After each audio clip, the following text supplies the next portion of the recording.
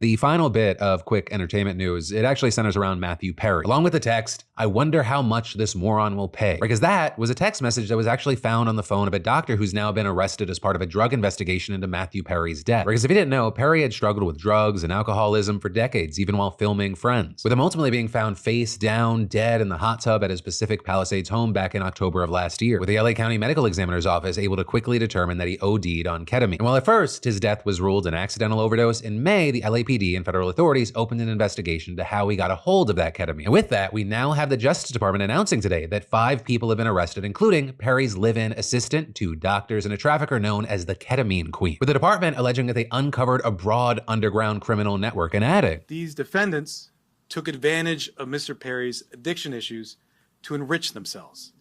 They knew what they were doing was wrong. They knew what they were doing was risking great danger to Mr. Perry, but they did it anyways.